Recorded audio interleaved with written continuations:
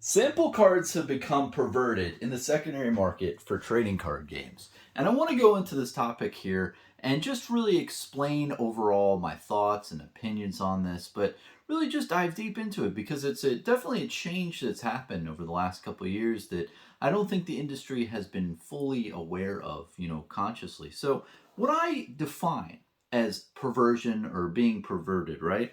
A thing having been corrupted or distorted from its original state is the definition that I'm using.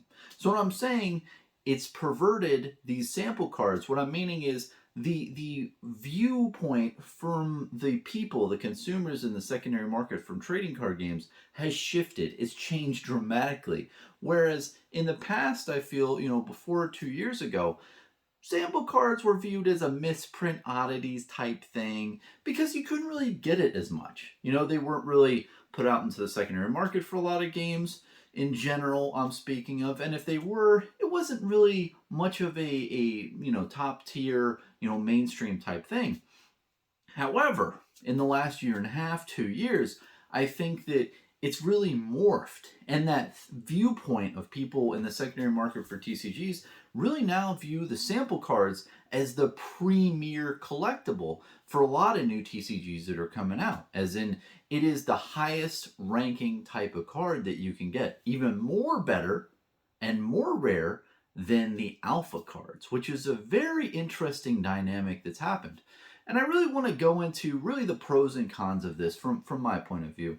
But to start off, I do not think that it's a really good idea overall to have sample cards in the collectability environment early on in the TCG. I think it really helps for marketing and hype and early capital, but ultimately I think what happens is it dilutes your alpha product and it just has a lot of long-term lasting effects that I just don't think are worth it. That's kind of my summary overall. That's my take. But overall, we're all going to have different thoughts and opinions on if a new TCG should put out sample cards into the environment for the collectors. But ultimately, I think we can all agree that it has become very perverted. The original point of these sample cards was so that the new trading card game companies or trading card game companies in general could just get like a couple, a good sample set of cards printed so they know what to expect when they do their mass printing. So instead of printing like 20,000 booster boxes, I'm like, oh yeah, sure, just print that new set, 20,000 boxes, sure. They print sample cards. They'll print, let's say, two cases. So 8 boxes get printed from the manufacturer, sent to Legend Story Studios or any trading card game company, and they open up the boxes and they say, okay, is this quality and are the cards printed the way I want? So, like, let's say the text is fucked up when you sent them the template, and you're like, oh, geez. This card needs to be fixed to the template, and you update the template. Let's say the cardboard quality isn't up to snuff, and you say, hey, what the fuck? Like, I wanted the cardboard to have like no curling on the foils and this thing's curled like a Pringle, or you have other issues where there might be print lines, or maybe the corners aren't cut right. These are all different issues that may arise when you're printing a trading card game, and it sucks. And before you print 20,000 boxes, you print like 8 boxes just to see what it's going to look like. That was the purpose of sample cards back in the day. Now you have new trading card game companies literally printing sample cards and then just selling them through Kickstarter and just sometimes online direct to the consumers who were supporting the game early on. And it's a way different type of mindset and just a way of going about making a trading card game. And overall, there are pros and cons, so I want to get into them. But I think that by and large, if you look at the overall assertion that I'm making, is that sample cards have become perverted in the secondary market for trading card games. It is what it is. The original point of them has completely shifted from trying to figure out, okay, is this card printed correctly and do I have to make modifications and going all through that and doing your due diligence with that, and to, okay, this is going to be marketing hype and also collector fodder where, this is going to raise a lot of capital and entice more purchasing because we're giving out sample cards in like Kickstarters or whatever have you, the beginning product. So it's changed drastically in the industry. But not only that, from a collector investor mindset, I feel like it used to be in the oddities section and misprint oddities type section with the samples, but it's really morphed into, okay, this is the premier thing in this game that is out there to collect. It's higher than alpha. The echelon has changed. Sample cards used to be out and they're in limbo land. Now they're at the top of the food chain, right above alpha, because they have a lower print run, and lower supply equals higher demand and higher price. So that's really what has morphed, and that's how it has become perverted in the secondary market. Now, I want to list out the pros and cons. Again, I'm personally on the camp of, when you look at this and you ask yourself, okay, it has changed. Sample cards have changed what their purpose and their place in the trading card game industry. Is this a good thing or is this a bad thing? That's the main question we're asking now. Personally, I'm on the side of I don't think it's a smart thing for new companies to do, and I want to go into that now. So, and I just wanted to state my stance on this so you understand what part of the argument I am, because I do have biases. Now, starting with the pros. So, the biggest thing I think proponents to this are going to say is, well, it rewards early adopters, Bronson. Like, new trading card games have, investor type people in the background, and it really entices them, first off, but it also rewards them with cards to really, make sure that they get the money out of the game that they invested, right? And it's, if the game succeeds and those sample cards succeed and, the earnings go up. And I do see that point. That is a fair point to, put out there, is that it really does reward early adopters. That's true. Now, another thing is it creates a situation with really low print run cards that have a lot of, value to like high end collectors. So when you're a high end collector, one of the things I've learned in the last couple of years is that high end collectors, they don't like to collect things normally that have, over 100 print run or that are, high supply. Even if you look at the high end collectors, when they grade cards, right, they're always trying to get the low population number of cards. So if there's only like, 5 other cards rated, BGS 10 for, I don't know, any Flesh and Blood card, they're trying to get like a low pop card. And a lot of the value associated with these cards after they're graded is really goes into like how many are out there at certain like numbers. So let's say, one card has 5 BGS 10s and another card has like, 50 BGS 10s. Well, the one that has 5 BGS 10s is going to command a higher premium because there's less out there in the world. Just, supply and demand again. So having a shortened amount of supply increases the enticability of these cards to high-end collectors. So it really brings them to the table and really interests them. And I do see that point. So that's the second pro. So, that's really where it kind of leaves off with the pro side. If you have any other ideas that you're thinking about now, the good side of these sample cards, please comment down below. I would really like to hear the counterpoint to this. So I'm going to the cons now. So the con list I have is pretty substantial, but just addressing the pros. So the low print run and the rewarding early buyers of the game. I think the answer to those things I have is, well, if you don't have sample cards, right, all you have is alpha, then your alpha cards become the top rung of your game. So if someone is investing in my game and I don't put sample cards in it and they just buy more alpha product, then the alpha product they have, if they pull, like, let's say there's a Heart of Fandale, right? And they have a sample card of Heart of Fandale and an alpha. If there's no sample one, then the alpha one becomes the top thing to buy and the top collectible in that space. You know, when you put a sample card, it really strips out the value from the alpha product. So if you just have alpha product and an investor slash collector buys a bunch of the alpha product, they're going to be rewarded when they open your boxes and pull really good cards. At least when they pull cards out of the boxes, they'll say, wow, this is the most rare card in this game, or this is the rarest version of these cards. It's kind of lame if you have sample cards in your game and in the communities and out there in the wild, and then when you open the alpha product, you're like, oh, this is the alpha card, but it's not as good as the sample card. It strips all that value out. So that's really what I have against rewarding early buyers. I think alpha cards would just do that anyway if you just have the alpha versions and no samples. And same with the low print run of cards, the low supply. Just make really high variance cards in your alpha product. Do something like Flesh and Blood is with the Fables and the Marvels. Make stuff that's really hard to pull. And if you're only printing like 10,000 booster boxes and you say, hey, these cards are very rare, you only get there's only 20 ever printed. I think that puts enticability for people to actually buy more booster boxes and open up more products and get the bigger hits.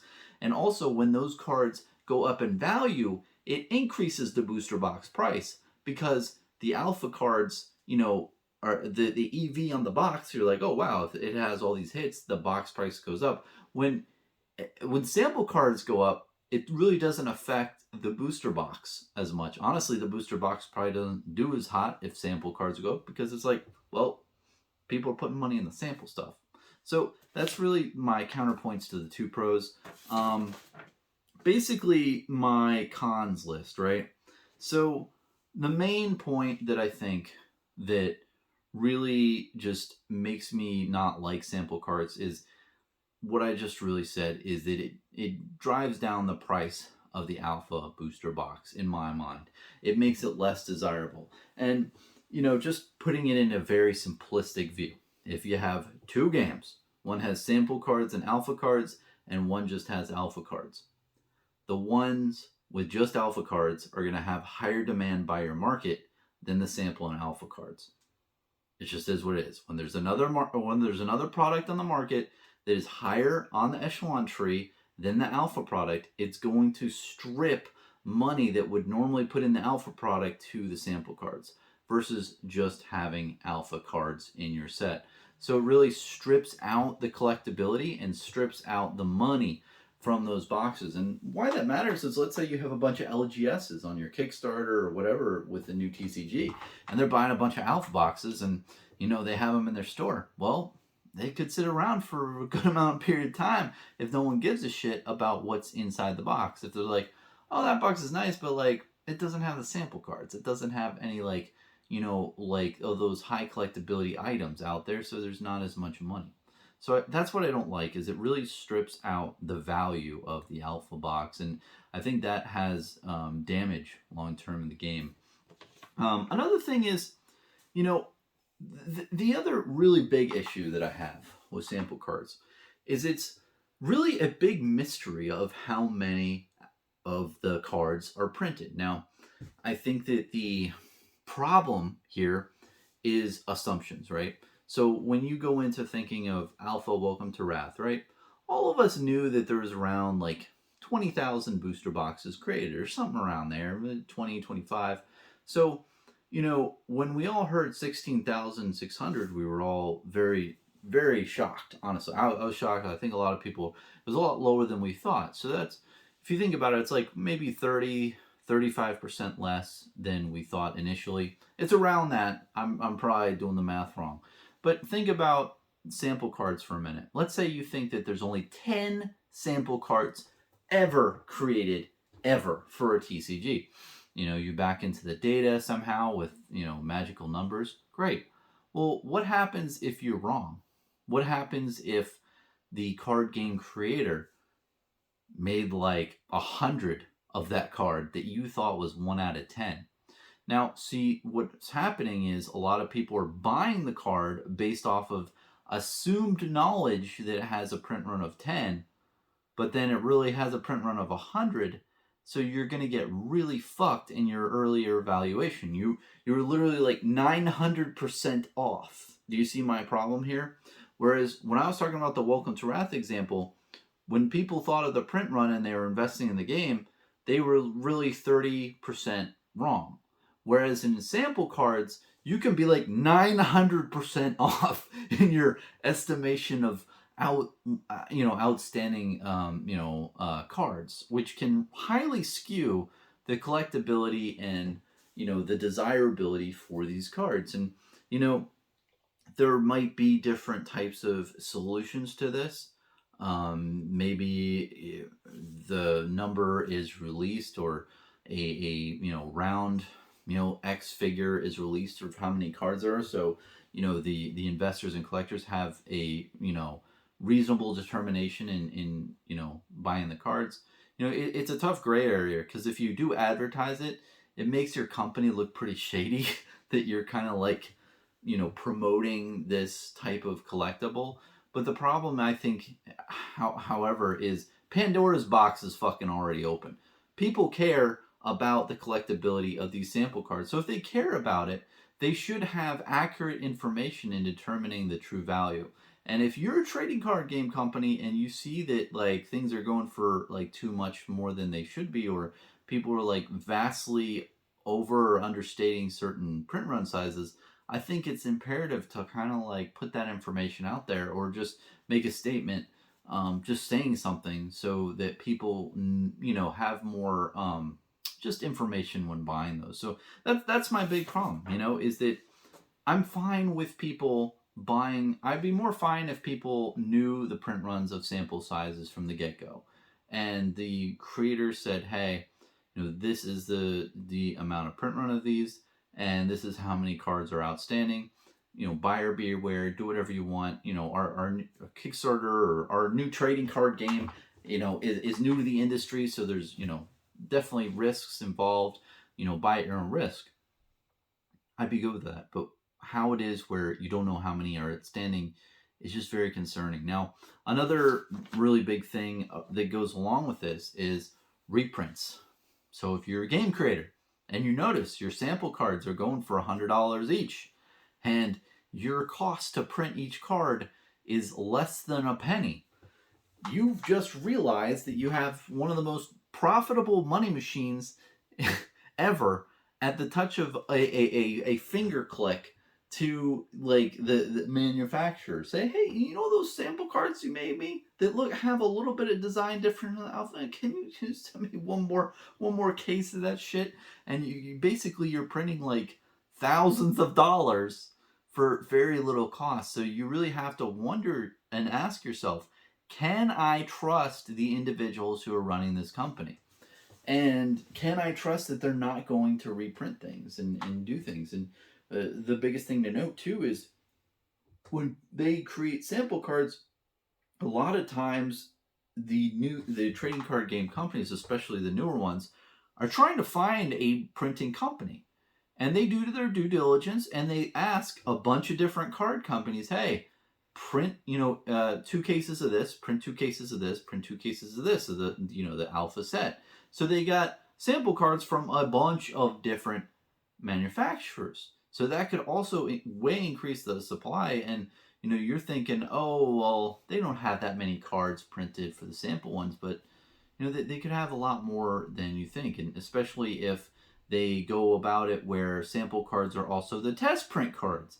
Like, oh, well, we need a good amount of cards to test with, so they print even more, and you just don't know. So the main point I'm saying with the cons is the mystery of the print run is just tough, because I think it's really designed in a way that's making investors and collectors think that there's perceived scarcity, but they could be in a world of hurt if they find out later that there's more cards printed. So that's the topic really wrapped up in a bow.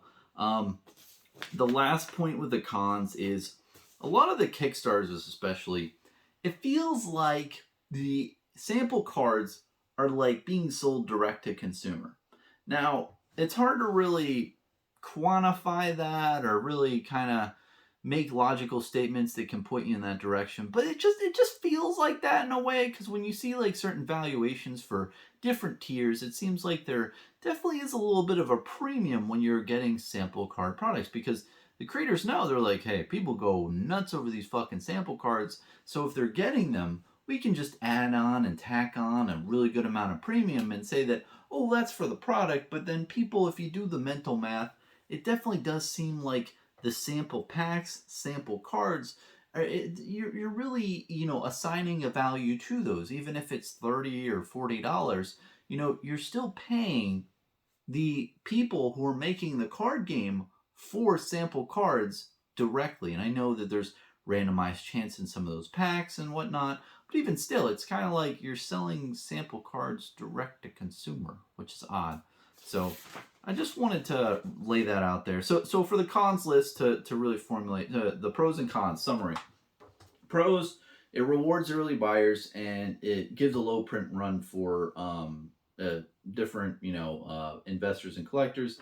The cons is that the main one is it creates downward pressure on alpha cards and alpha boxes, which is a bad thing.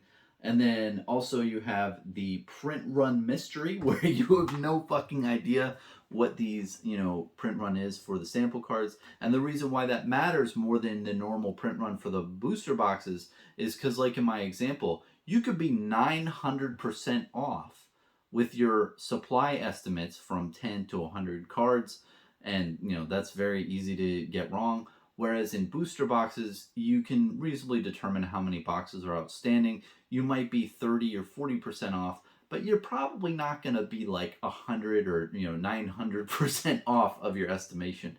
So basically, buyers and investors and collectors just don't understand really the full depth sometimes, I will say.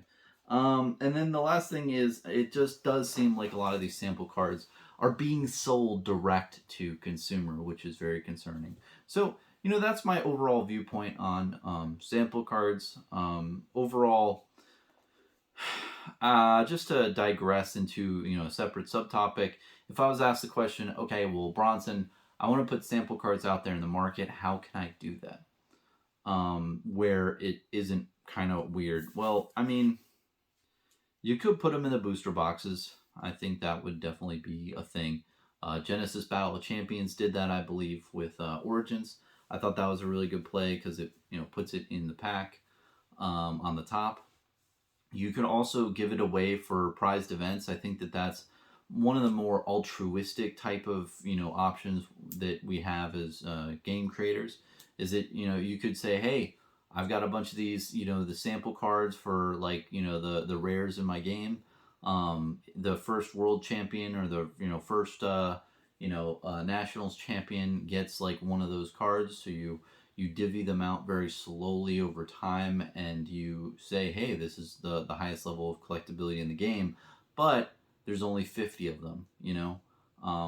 Whereas like if you, I think that that's fine. I think it's good to make highly collectible items, but if you just put it out there where there's like a good amount of supply of sample cards, it just dilutes the alpha product. So yeah, I think that's my overall viewpoint of how it could be done in a responsible notion, in a way where you could do it, but honestly, I just don't think it's worth it. I think it really kind of, it has just so many adverse effects that it's not worth it to really just put it out there in the secondary market to where people are actively transacting on sample cards. And I know there's a lot of games out there, and I do want to separate at the end.